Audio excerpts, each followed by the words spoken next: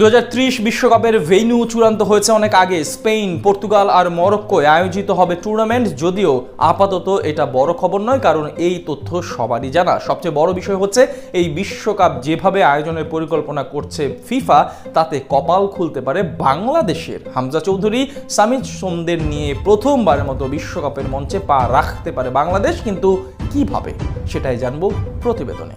2026 বিশ্বকাপ হবে ঐতিহাসিক, যেখানে অংশ নেবে রেকর্ড 48টি দল। এর আগে এত দল নিয়ে কখনোই বিশ্বকাপ অনুষ্ঠিত হয়নি। বরাবর দেখা গেছে 32 দলের টুর্নামেন্ট, তবে এবার বাড়ছে দলের সংখ্যা। 48 দলের বিশ্বকাপের পরিকল্পনা করেছেন ফিফা প্রেসিডেন্ট জিয়ান্নি ইনফান্তিনো, যার সিদ্ধান্ত 2030 বিশ্বকাপ অনুষ্ঠিত হবে স্পেন, পর্তুগাল ও মরক্কোয়। তবে এই 3 দলের পাশাপাশি 100তম বছরে আরো 3টি দল অটোমেটিক বিশ্বকাপে টিকিট পেয়েও গেছে। আর্জেন্টিনা, প্যারাগুয়ে ও উরুগুয়ে টিকিট পেয়েছে। প্রতিযোগিতায় একটি করে ম্যাচ আয়োজন করবে স্বাগতিক দল বলে, এটাই ফিফার সিদ্ধান্ত। যদিও এখন পর্যন্ত সিদ্ধান্ত 2030 বিশ্বকাপ অনুষ্ঠিত হবে 48টি দল নিয়ে। তবে জিয়ান্নি ইনফান্তিনোর পরিকল্পনা আরো বড়। 100তম বছর হতেই তার চাওয়া 48 হতে সংখ্যাটা আর একটু বাড়িয়ে নেয়ার। তিনি এর মাঝেই ভাবছেন দলের সংখ্যা বেড়ে 64টি উঠিয়ে নিতে, অর্থাৎ স্পেন, পর্তুগাল বিশ্বকাপ হতে খেলতে পারে মোট 64টি দল।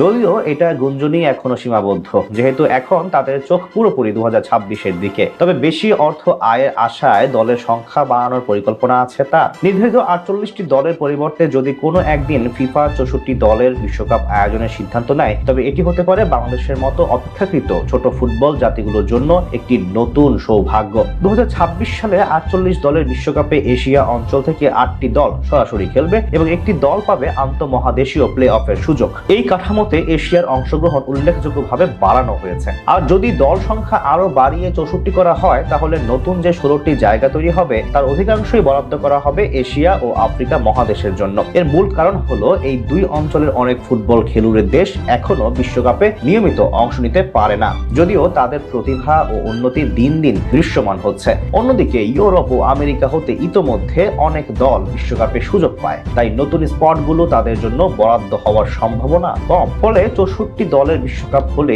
এশিয়ার দেশের জন্য ভাগ্য খুলবে বলাই যায়। এশিয়া হতে যতগুলো স্পট বাড়বে, তত বেশি সম্ভাবনা বাড়বে বাংলাদেশের। সম্প্রতি বেশ কিছু বড় বড় নাম ঢুকেছে স্কোয়াডে। হামজা চৌধুরী, সমিত সোম ও ফাহমিদুল ইসলাম তো আছেনই, এছাড়া দলে আসবে কিউবা মিচেল সহ আরো অনেকে। তাছাড়া বাংলাদেশের হাতেও থাকবে বিশাল সময়, যা দিয়ে সব মিলিয়ে দারুণ স্কোয়াড সাজাতে পারবে 2030 বিশ্বকাপের জন্য। সবকিছু ঠিক থাকলে ফিফা যদি সত্যি 64 দলের টুর্নামেন্ট আয়োজন করে, তবে হামজা, কিউবাদের ভাগ্য থাকতে পারে বিশ্বকাপে প্রতিনিধিত্ব করার সুযোগ। এখন দেখার বিষয় কি সিদ্ধান্ত নেয় ফিফা। একটি সিদ্ধান্তই বদলে দিতে পারে বাংলাদেশের বিশ্বকাপ ভাগ্য।